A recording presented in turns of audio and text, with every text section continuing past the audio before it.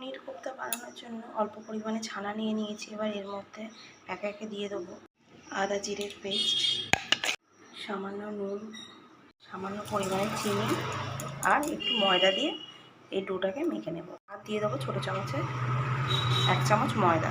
এবার এটাকে ভালো করে মেখে নেব।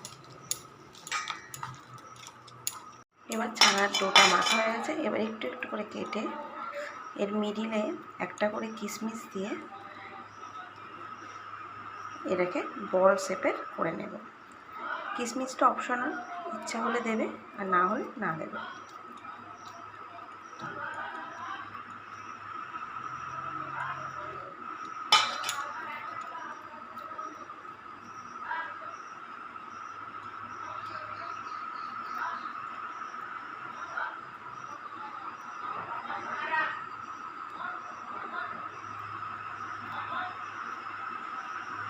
এই একই পদ্ধতিতে সবগুলো করে নেব।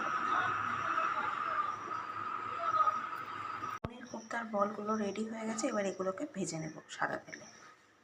কড়াইয়ের মধ্যে কোপ্তাগুলো দিয়ে উল্টো পাল্টে লাল লাল করে ভেজে নিতে হবে। একদম ঠিক লাল করলেও হবে না, একদম কাঁচা কাঁচা রাখলেও হবে না।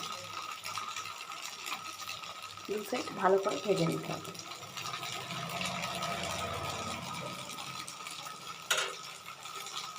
কোপ্তাগুলো, ছানার কোপ্তাগুলো তুলে নিয়েছি। এবার কড়াই তেল গরম হচ্ছে, এর মধ্যে দিয়ে দেবো আদা জিরে টমেটো এলাচ লবঙ্গ দারচিনি কাজু চালমগজ পোস্ত বাটা। এবার এটাকে ভালো করে কষিয়ে নিই। তো আমি আবারও বলে দিই, এই ছানার কোপ্তা বানানোর জন্য দেওয়া হচ্ছে আদা জিরে টমেটো কাজু চালমগজ পোস্ত এলাচ লবঙ্গ দারচিনি বাটা পেস্ট। এবার এটাকে একটু কষিয়ে নিতে হবে। এবার কষানো মশলার মধ্যে দিয়ে দেবো অল্প পরিমাণ চিনি আর নুন। এবার এটাকেও মশলার সাথে মিশিয়ে নেব।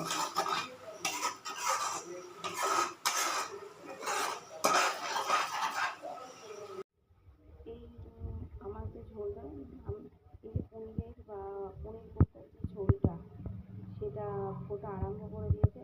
এই পদ্ধতিতে নর্মাল যে পনির দোকানে কিনতে পাওয়া যায়, এই পনির করলেও ভালো লাগবে, আর যদি এইভাবে পনির কোপ্তাও করা যায় সেটাও ভালো লাগবে।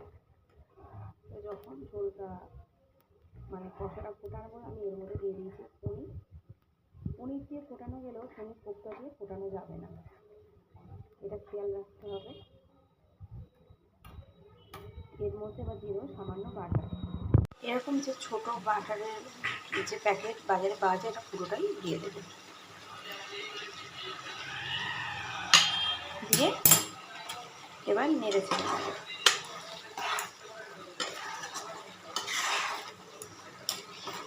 যাতে গন্ধটা ভালো আসে না।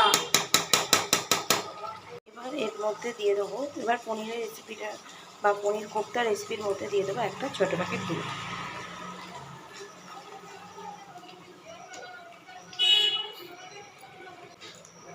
দুধটা দেওয়ার পরে আবার নাড়তে দেবো। অবশ্যই দুধটা জাল দেওয়া নেই, তাই নাড়তে দেবো।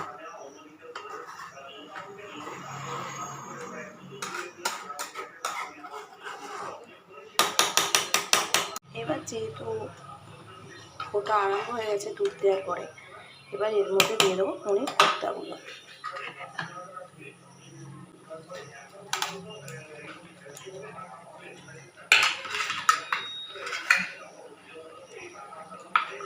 আর পনির কোপ্তাগুলো দেওয়ার পরে একটু নাড়াচাড়া করে নেব।